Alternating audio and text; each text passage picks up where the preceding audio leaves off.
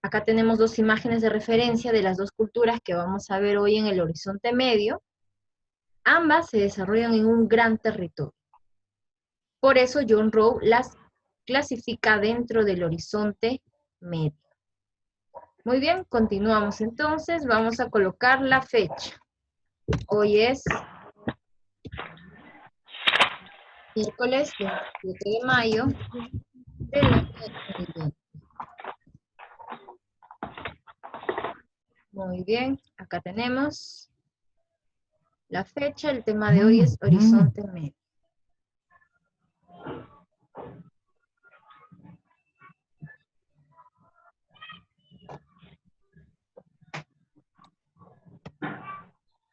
Tenemos ahora estas dos culturas. Vamos a ver hoy la cultura tiahuanaco y la cultura huari. Acá tenemos un gráfico.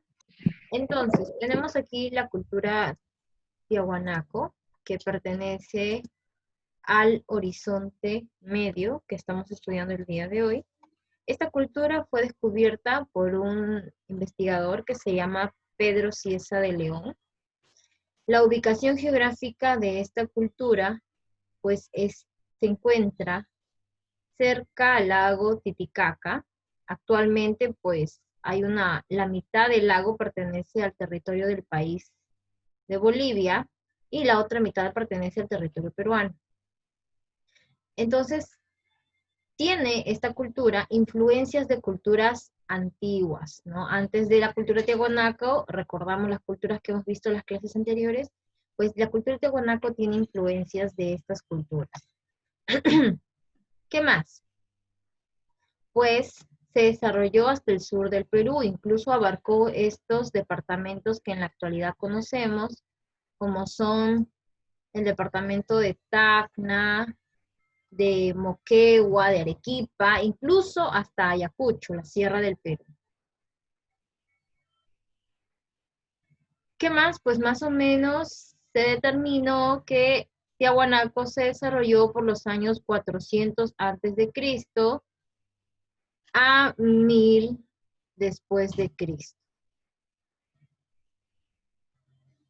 Entonces, más o menos nos ubicamos, pues, en qué tiempo fue que se desarrolló esta cultura, y aquí tenemos estos años. Ahora, vamos a ver tres aspectos principales de la cultura tiahuanaco, que son, pues, la organización política, su organización económica y la organización social. En la organización política nos va a interesar mucho cómo estaba organizado su estado, quién gobernaba, de qué manera. Pues aquí lo podemos ver. Aquí nos dice que Tiahuanaco pues era un estado teocrático y militarista. Era una élite pues que desempeñaba funciones militares, políticas y religiosas, o sea, los altos rangos, las cabezas, los personajes principales, los líderes de esta cultura, desempeñaban estas funciones, tanto la función teocrática, que es la religiosa, ¿no? Gobernada a partir de la creencia en un dios, militarismo por las guerras y las conquistas de territorio que ellos hacían para expandirse más. Y entonces acá nos menciona también pues que sus inicios, de sus inicios hasta el fin, pues fue militar, ¿no? Netamente militar. Ahora, ¿qué más es de interesante en Tiahuanaco? Pues la organización social. ¿Qué pasaba con esta organización social en Tiahuanaco? Pues habían dos tipos, las personas se clasificaban en dos grandes aspectos. Uno era la clase explotadora y la otra era la clase explotada. La clase explotadora, acá podemos anotar, cuando lleguemos a esta parte de aquí, ¿ya? La clase explotadora van a ser las personas de las cabezas, las élites, ¿ya? Que dirigen de una manera radical a la sociedad, ¿ya? Élites dirigen en la sociedad tiahuanaca. Mientras tanto, ya acá lo ponemos, mientras tanto, ay, se murió.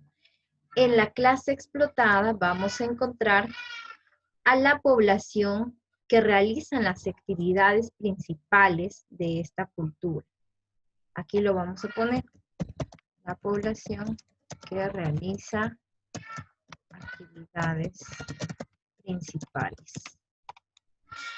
Entonces, solamente había dos formas en las que pues se podía dividir a la población según la actividad que realizamos. Tenemos a la clase explotadora y a la clase explotada. ¿Cuáles eran esas actividades que realizaba la clase explotada y a la cual la clase explotadora pues les exigía poder cumplir sus obligaciones? Pues eran las que están acá, las que conforman parte de la economía, de la organización económica. Aquí está. Tenemos la ganadería.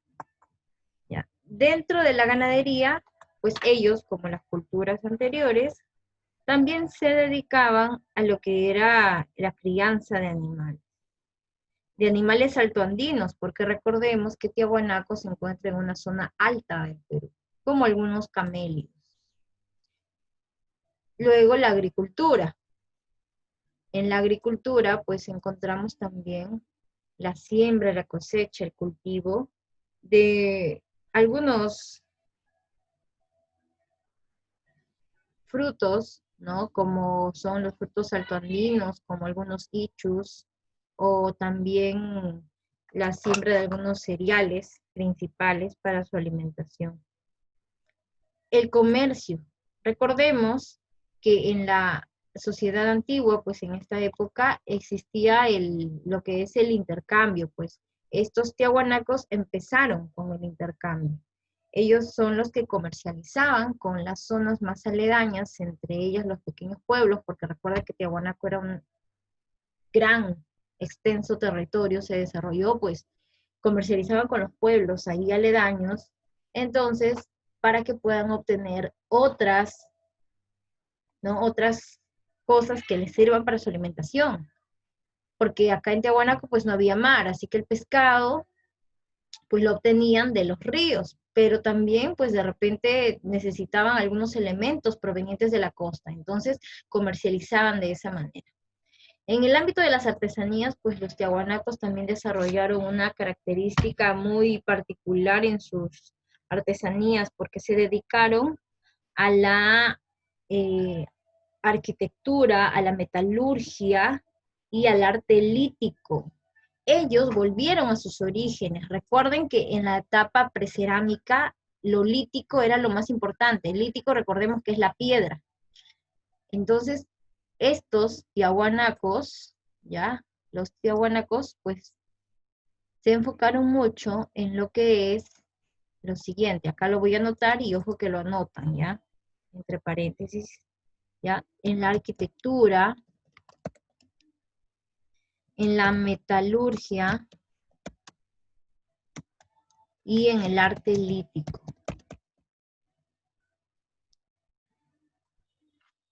¿Ya? Perfeccionaron mucho esto que ellos ya lo tenían, pero que volvieron a sus inicios.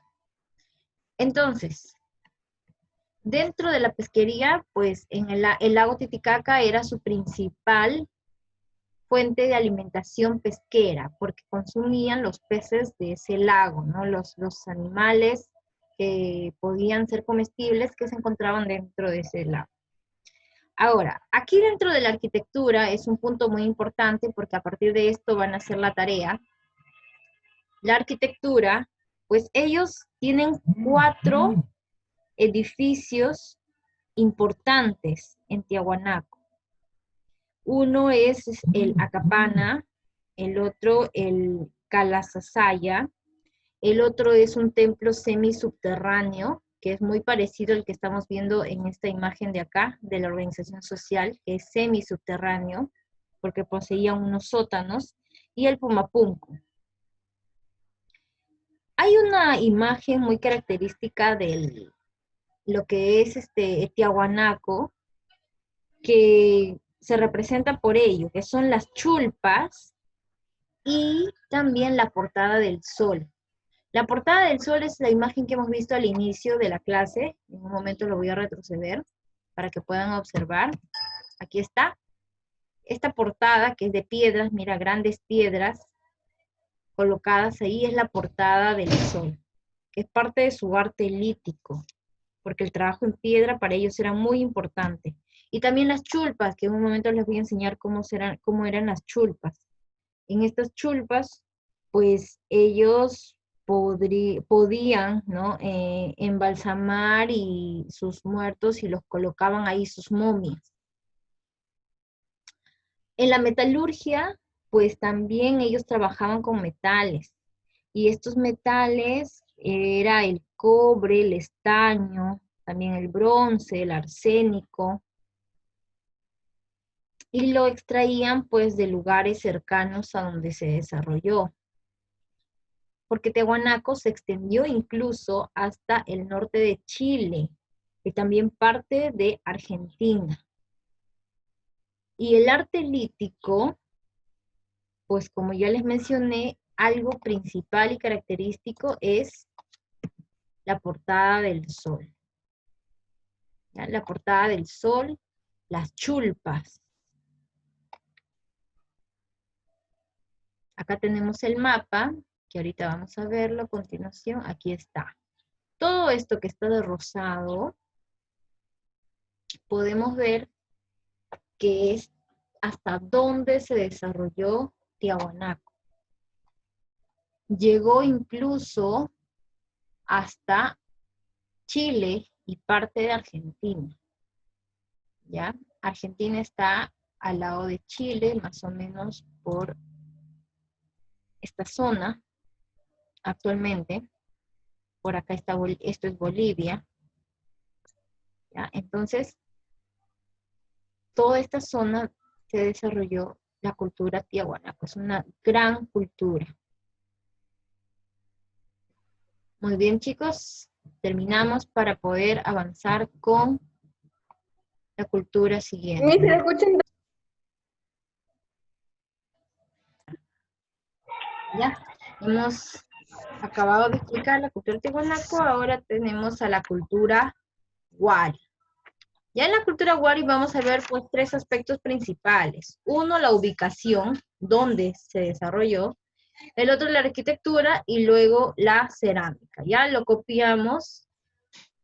Aquí tenemos pues la ubicación. La cultura wari se ubicó aproximadamente entre el año 500 después de Cristo. Ya es una cultura ya de la época actual, ¿no? 500. Estamos 2020, pues hace unos 1500 años, más o menos, 1700 años, por ejemplo, atrás, de repente. Surgió en los centrales Andes de la cultura wari. Surgió en los Andes del Perú. Ya es una cultura de la sierra. Esta civilización, pues, conquistó y sometió a un sinnúmero de pueblos. Recordemos que estos horizontes, estas culturas que pertenecen a los horizontes, tanto Tiahuanaco, Wari, que son del horizonte medio, como también del horizonte temprano, Chavín, Paracas, ellos tenían que conquistar pueblos para que puedan entrar dentro de su cultura. O también podían extenderse a partir de la expansión, ¿no? Había mucha gente en una zona, entonces ya los enviaban más allá y se expandía más el territorio. Pero en este caso, Wari nos dice que conquistó, sometió a muchos pueblos, ¿cierto? A partir de repente de guerras, de batallas, entonces fue que empezó a conquistar a estos pobladores más lejanos, por eso es que su territorio se expandió. Lo podemos ver aquí en el mapa. En este mapa estamos viendo por dónde fue que se extendió Wari. Mira, nació por aquí, aquí en esta parte nace, y se extiende por toda esta parte que está rosada. Mira, llega a Arequipa, va un poco más al norte, por Lima, Chavín, y por la parte de arriba, por donde está Mochica también, llega por ahí, cerca a Mochica. Entonces, Huari se extiende porque empieza a conquistar. Mira, conquista aquí a todas estas regiones. Y es donde logra su máxima extensión. Ahora, estos cuadraditos rojos que vemos aquí, podemos ver los principales centros arqueológicos. Por ejemplo, aquí está el centro de Jequetepeque, acá está el Wilcahuani, acá está Cajamarquilla, Huarihuilca, acá está Huari y Piquillacta. Entonces acá tenemos los principales centros arqueológicos de Huari. En la arquitectura, justamente vamos a hablar acerca de estos centros que acabamos de ver. Dicen que estos edificios pues eran grandes centros administrativos. O sea, aquí Piquillacta, que está aquí, pues gobernaba toda esta zona, ¿cierto? Por eso estaba aquí. Piquillacta estaba ubicada aquí por una razón, porque gobernaba toda esta zona. Huarihuilca estaba ubicada aquí porque gobernaba toda esta zona de acá. Cajamarquilla porque gobernaba, y así cada uno gobernaba su región. Acá nos dice, administraba. ¿Y qué más? Pues eran residencias de la élite. ¿Qué significaba residencias? Pues que vivían ahí la élite. Los de altos rangos, los líderes, los jefes, ellos vivían ahí, en estas residencias, en estos edificios, con numerosos decorados de manera uniforme.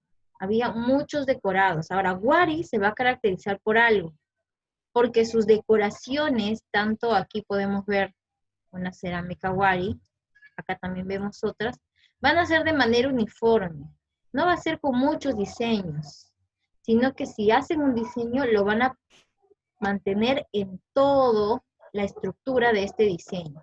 Por ejemplo, esto era un perrito, ¿no? Algo así, y mantuvo la pintura adecuada de repente de este animal, ¿no? Entonces, ellos van a mantener este diseño, este decorado uniforme. Por ejemplo, acá ven una mano, ¿cierto? Que sirve como un jarrón. Entonces mantienen esta estructura, mira, porque hasta las uñas le pintan en este jarrón. Y mantiene la forma de una mano que está apoyada.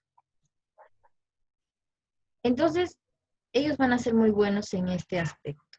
En el lado de la cerámica, también mantienen lo mismo, ¿no? Hemos hablado de la arquitectura, ahora de la cerámica, que son justamente estos casos que estamos viendo acá, que ya hemos anticipado. Los Huaris dices que van a tener pues influencias de otras culturas, justamente porque van a ir a conquistar estas zonas, ¿ya? De los Nazca, en su policromía, ¿ya? Recordemos que los Nazcas tenían el horror al vacío, no podían dejar un espacio en blanco, todo tenían que pintarlo. Entonces los Huaris van a tener esta influencia, por eso es que sus cerámicos van a tener también todo pintado, todo absolutamente pintado, por influencia de los nazcas. ¿Qué más? Pues va a utilizar varios colores, acá está, policromía, varios colores. Y también pues crean muchos cerámicos multicolores, ¿no? Como vemos acá. Y como vemos el cerámico de la parte principal, aquí, miren, este cerámico, ahorita regreso a la clase, este cerámico es Huari. Mira, es multicolor, multicolores, muchos colores y mira, de una manera uniforme. Todo está calculado simétricamente. Las mismas formas, los mismos cuadrados, los mismos diseños, al igual que su arquitectura. Entonces, así terminamos de ver la cultura Huari y con esto acabamos lo que es el horizonte medio.